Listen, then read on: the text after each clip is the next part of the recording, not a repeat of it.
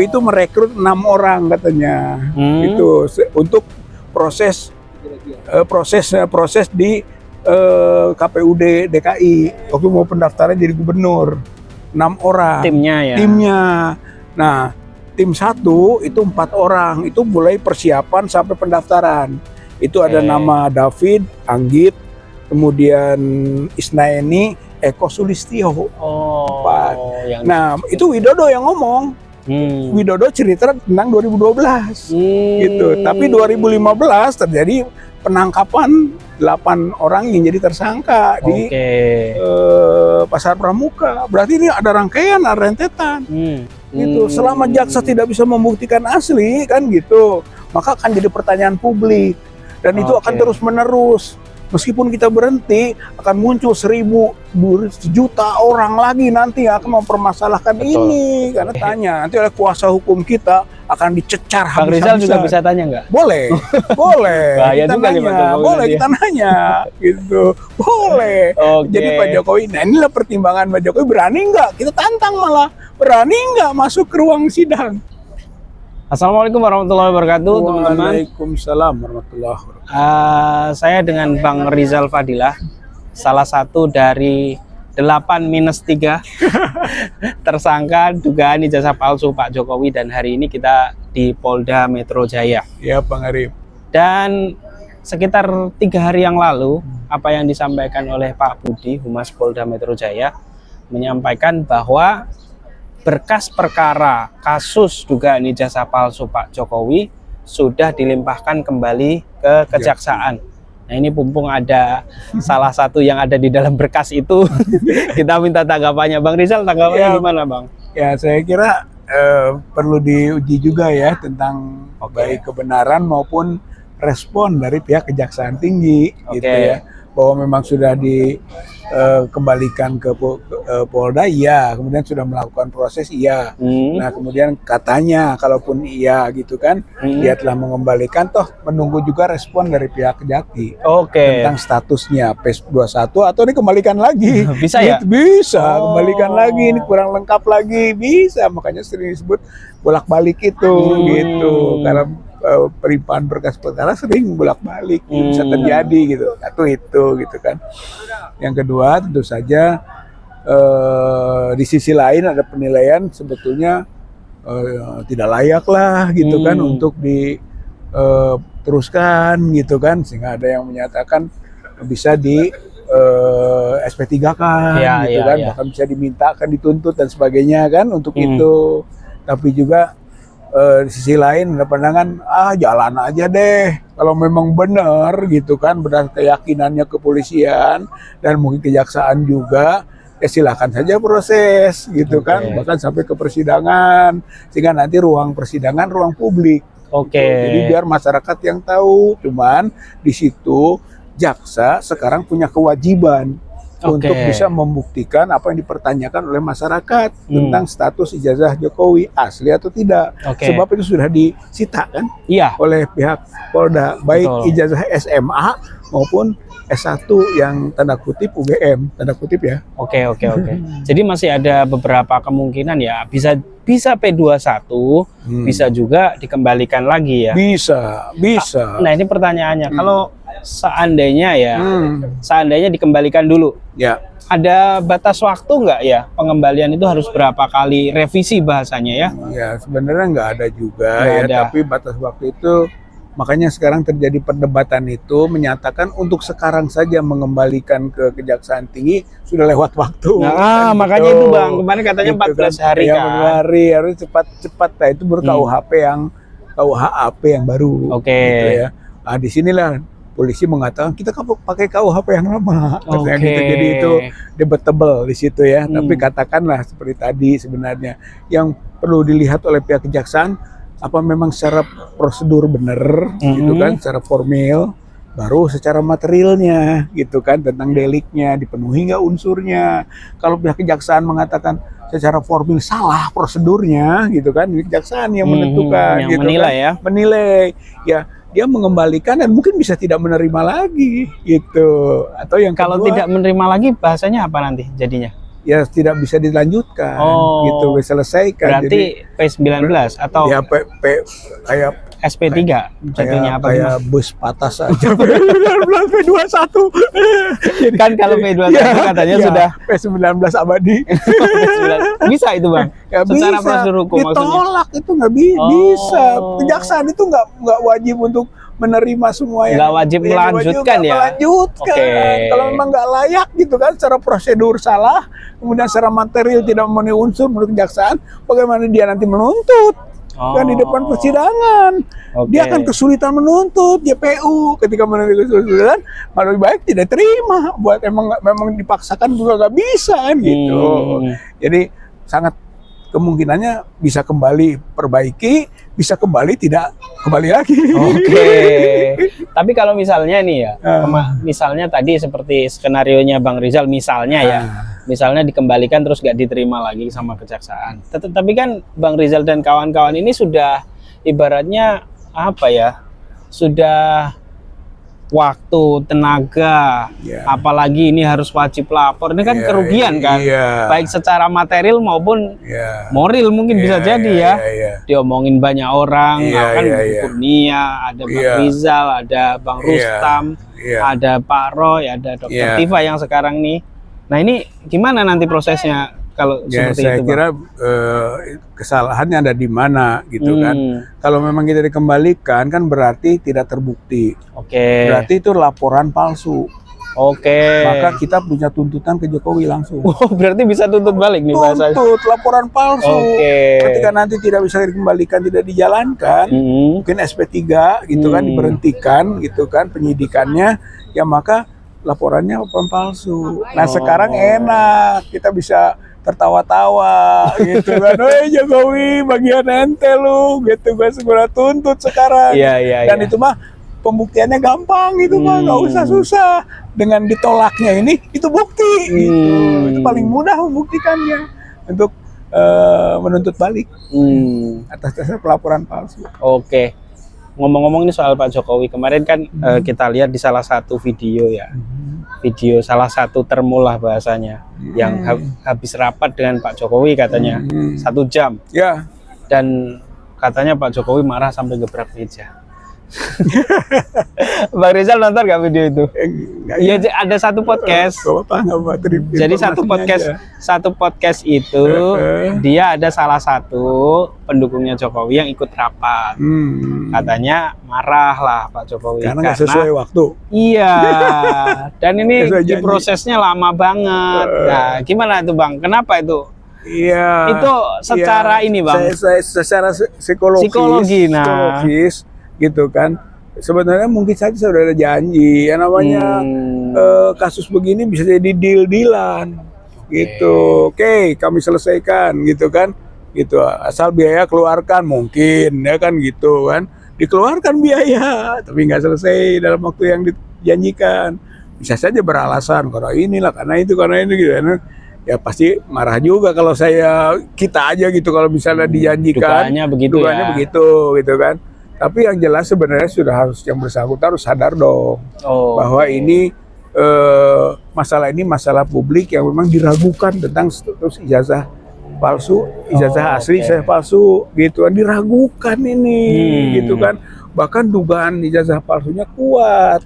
Sampai sekarang sudah ada dugaan yang lebih kuat lagi tentang proses pembuatan. Ini yang Bang Rizal kemarin laporkan. Makanya saya lapor ke Bareskrim. Karena indikasi ada, bahkan bukti-bukti sudah kita sampaikan gitu kan.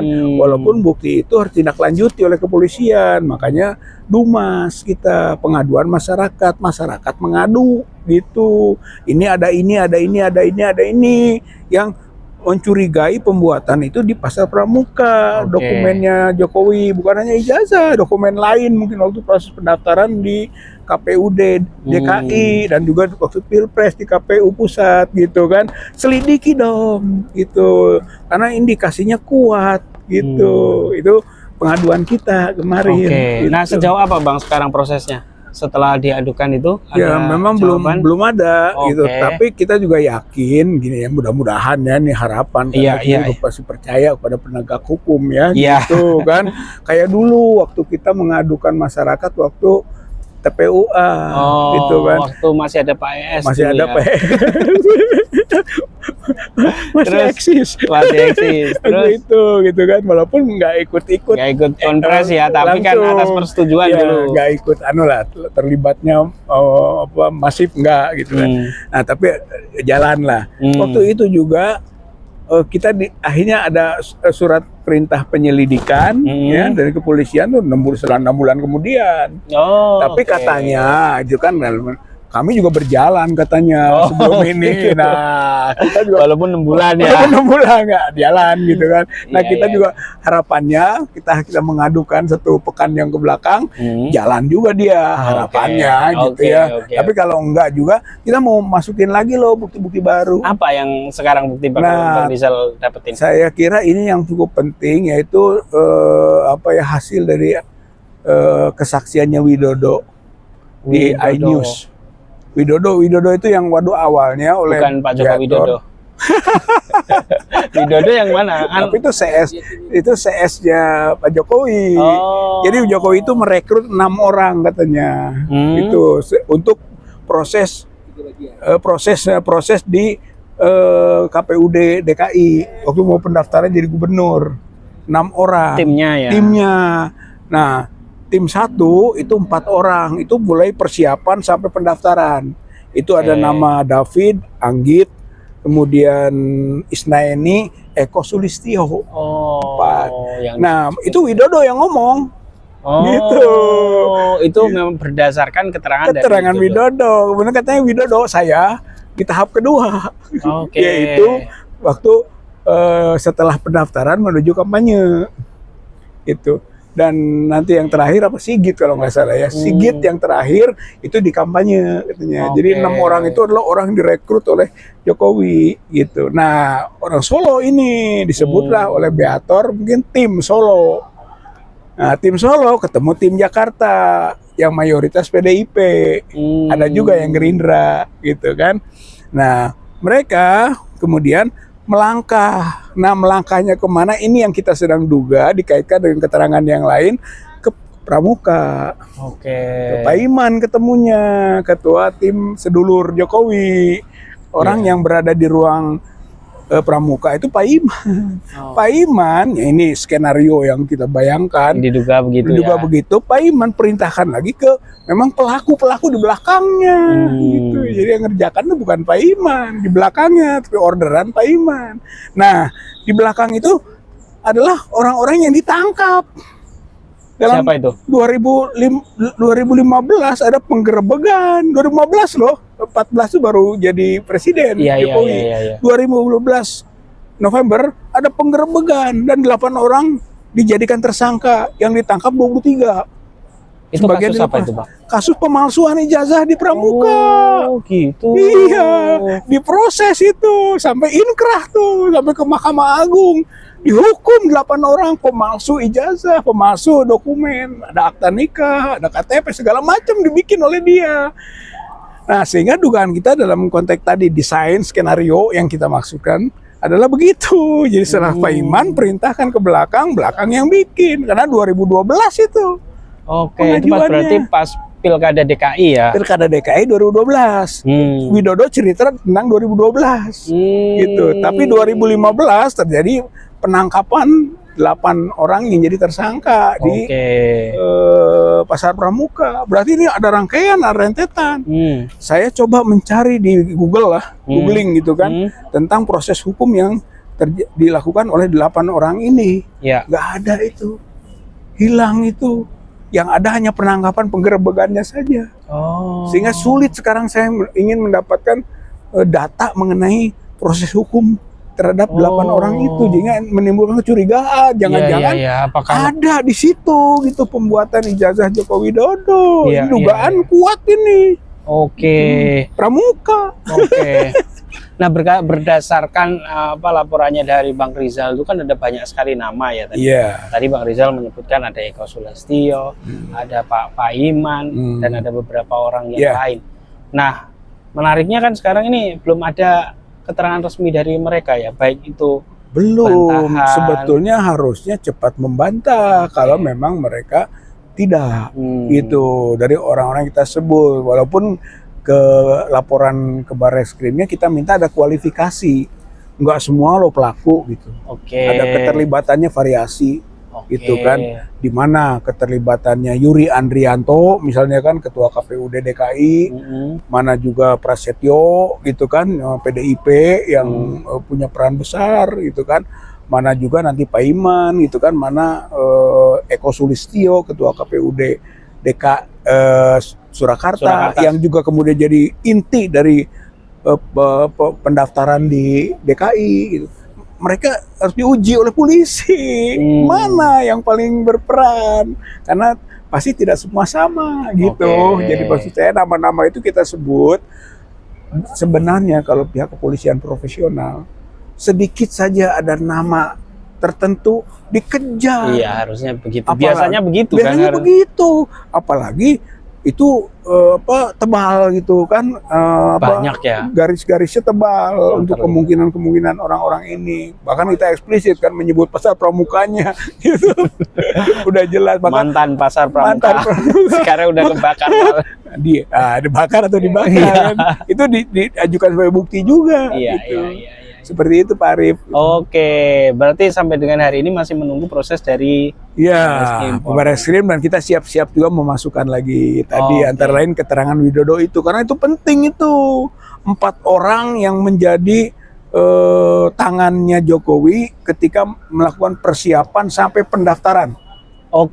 Itu yang paling penting gitu. Jadi saat Pilkada DKI dulu Pilkada DKI yang kemudian dokumennya mungkin saja dilanjutkan ke Pilpres. Langsung ke Pilpres ya.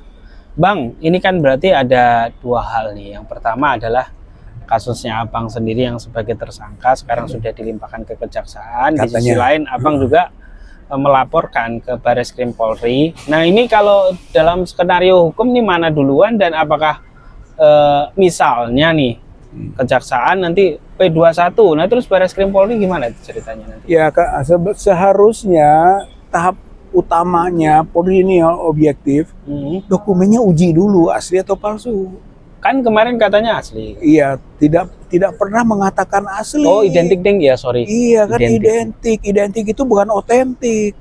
Tidak ada pembuktian itu asli. Sampai saat ini tidak ada pembuktian asli. Bahkan kita Bang Rizal lihat juga nggak boleh ya deket-deket, nggak boleh pegang ya. Jadi secara hukum belum ada bukti, itu dulu Pak. Itu kan, maka sekarang mana duluan yang harus bergerak, yang bisa menuju ke pembuktian dulu ijazah itu, baru kemudian ada namanya pencemaran, fitnah, penghasutan segala macam, dokumen otak-atik informasi elektronik segala macam, itu mah sekunder kalau menurut saya mah. Itu kan yang, atau derivasi itu buat turunannya itu ya. Yang primernya adalah pembuktian dulu ijazah itu asli atau palsu, yang dulu aja belum selesai gitu. Barreskrim dulu itu belum selesai, baru nyebut identik saja gitu, belum bisa otentik dia. Satu, yang kedua kita sekarang masukkan lagi soal pembuktian juga ijazah itu palsu atau asli, sama kepada proses pembuatan di pramuka itu. Jadi tuntutannya sebenarnya ini harus cepet ini yang Barreskrim ya gitu, karena ini juga melanjutkan yang lalu sebenarnya tidak langsung. Bang, kalau seandainya ini ada skenario yang nggak tahu terburuk atau enggak ya buat Bang Rizal ya. Iya. Misalnya P21 dan tetap lanjut. Gimana? Saya nggak masalah. Nggak masalah. Karena walaupun menurut pendapat banyak orang ya tetap janggal, Bang. Tetap janggal, tapi buat cara kita secara pribadi nggak masalah. Nggak masalah. Akan kita hadapi. Kita akan hadapi gitu kan, karena kita tidak berbuat untuk kepentingan sendiri. Kita berbuat untuk kepentingan orang banyak yang ingin tahu status ijazah ini asli atau palsu. Harus melalui mekanisme yang kita jadi tersangka, terdakwa atau dan seterusnya, yaitu automatically saja kita jalani gitu. Bahwa nanti kita tuntut terus. Jaksa harus bisa buktikan itu asli. Gitu. Selama jaksa tidak bisa membuktikan asli kan gitu, maka akan jadi pertanyaan publik, dan itu akan terus menerus. Meskipun kita berhenti, akan muncul 1.000, 1 juta orang lagi nanti yang akan mempermasalahkan ini karena tidak terjawab. Bang, ini kan ada yang bilang begini ya. Nanti kalau terjadi persidangan misalnya ya, itu nanti tidak akan membuktikan ijazahnya, tapi soal ujaran kebenciannya kayak gitu-gitu, Bang. Gimana tuh? Itu kasus Gus Nur. Ya, dan itu seperti kasus Gus Nur dan Bang Tri dulu begitu kan. Tapi dulu tidak menjadi sense publik. Dan dulu yang melaporkan bukan Pak Jokowi. Bukan. Ya. Itu sekarang agak beda ini. Rakyat masyarakat sudah meyakini palsu. Jadi tinggal membuktikan tidak palsu loh. Jadi dia sekarang bebannya. Nah, beban itu sekarang ada di kejaksaan. Karena apa? Dulu di zaman Gus Nur dan Bambang Tri belum ada penyitaan. Gitu. Belum ada. Dan ijazah itu misterius. Iya sih benar. Iya, sekarang sudah kita lihat ada. Gitu. Bahwa ijazah itu ada. Tapi asli atau palsu itu masalah. Karena belum ada uji forensik yang dipublikasikan. Gitu. Jadi kalau menurut saya beda. Kalaupun nanti di proses persidangan beratlah pihak hakim dan jaksa untuk menutupi tentang dokumen itu. Berat itu. Itu sangat berat. Dan itu sama dengan menghancurkan diri sendiri. Bunuh diri lah. Hukum membunuh dirinya sendiri, lembaga hukum maksudnya. Itu berarti menyangkut juga eksekutif. Ya itu tanggung jawab Pak Prabowo juga ini, gitu kan, rezim ini. Berarti nanti Pak Jokowi misalnya ini ya, ini skenario lagi, kita kan belum tahu. Sorry Bu, maaf. Iya. Monggo Bu. Kita belum tahu nih. Apakah nanti wajib hadir nih Bang, atau bisa nggak diwakili? Nggak bisa. Kenapa tuh Bang? Karena ini pidana. Dulu nggak pernah hadir soalnya. Dulu berbagai persidangan yang. Iya, karena dia bukan pelapor. Karena pidana ini kan, kalau yang perdata nggak hadir, dia bisa diwakili oleh kuasa hukum perdata. Kalau pidana bisa tidak hadir kalau bukan pelapor. Gitu. Ini pelapor masalahnya Jokowi. Kalau pelapor masa tidak hadir? Satu. Yang kedua, keliru sekali kalau ada ungkapan dari pihak kuasa hukumnya atau pendampingnya mengatakan nanti Pak Jokowi akan menunjukkan ijazahnya. Kayak nggak ngerti hukum aja. Yang nunjukin ijazah bukan Pak Jokowi nanti, yaitu jaksa penuntut umum. Itu. Jadi kalau dia kan mengatakan ijazah SD, SMP, SMA akan ditunjukkan, dari mana? Kemungkinan SD iyalah, SMP iyalah. Tapi yang SMA dan yang S1 itu disita oleh pihak Polda. Jadi nanti yang menunjukkannya jaksa bukan Pak Jokowi lagi. Itu apa ya, pencitraan itu. Berarti secara prosedur nanti ya Pak Jokowi sebagai saksi apa gimana bahasanya? Dia saksi pelapor. Disebutnya saksi pelapor. Berarti justru Pak Jokowi nanti yang ditanya-tanya? Ditanya. Tanya. Nanti oleh kuasa hukum kita akan dicecar habis-habisan. Bang Rizal juga bisa tanya nggak? Boleh. Boleh. Bahaya kita juga nanya. Pak Jokowi. Boleh kita nanya. Gitu. Boleh. Jadi Pak Jokowi, nah inilah pertimbangan Pak Jokowi, berani nggak? Kita tantang malah. Berani nggak masuk ke ruang sidang? Gitu. Jangan hanya kita yang ditantang untuk siap. Kita nggak siap. Ntar alasan sakit terus ke Penang nanti Bang. Enggak ya Bang ya? Iya. Jadi misalnya berapa ini Mas?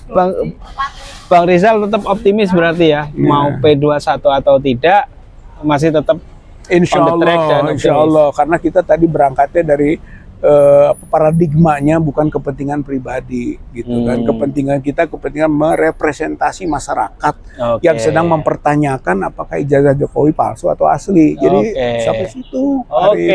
Siap. Baik, terima kasih Bang Rizal Fadilah. Terima kasih teman-teman yang nonton. Begitulah perspektif dari Bang Rizal ya. Artinya mau P21 mau kagak, Bang Rizal jalan terus. Terima kasih yang sudah menonton. Wassalamualaikum warahmatullahi wabarakatuh. Waalaikumsalam warahmatullahi wabarakatuh.